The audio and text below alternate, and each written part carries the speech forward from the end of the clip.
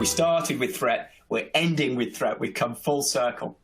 I would say if you can use laughter and ideas, creative thinking, curiosity, and this idea of managing for focus, you can transform the threat. But you have to have a few things, bear a few things in mind.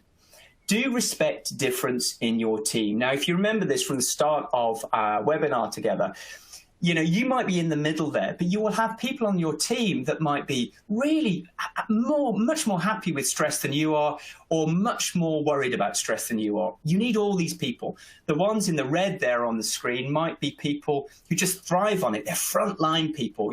They still have their Goldilocks zone of peak performance, but it's slightly shifted to the right of yours. The people on the left might be people who just need a little bit more quiet to think. They're deep thinkers, they're researchers. You need those people too. So find out what your team needs and try to give it to them.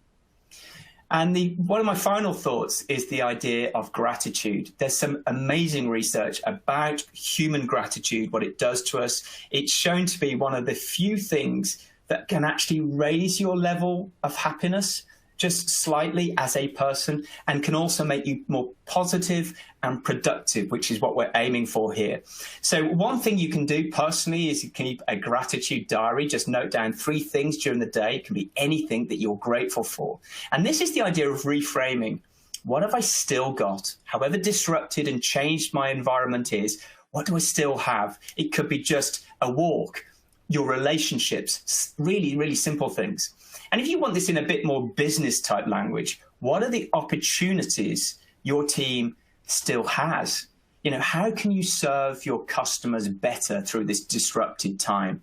If you can answer that question, both the team will get more engaged, more purpose-driven, and also you'll sort of raise your mood, release dopamine, all that motivation molecule that you need. Finally, ask why. We know there's so much, there's decades of research to show if a team understands not just what they're doing and how they're doing it, but why, the greater reason, the purpose beyond profit, as I call it, they will be way more motivated, way more willing to step up, to take a risk, to come with you on this journey. If you think about the motivation of people who are associated with this, so health workers and police officers and teachers, they have a very powerful why that allows them to push through. But I don't think we should leave that as a reserve just for people in those sectors. We can bring that into our life too. And one very simple way to do this is just to introduce your team a little bit more closely to the people they're serving. That is a great way to raise their level of understanding what their why is. And if you can do that, do all these things and a few more, I think you can transform threat. You can reframe it into something that's challenge and fun. As I said, a threat and opportunity, an opportunity for creativity, which leads to innovation, and an opportunity for team and personal growth. And that is, as they say in politics, never let a good crisis go to waste.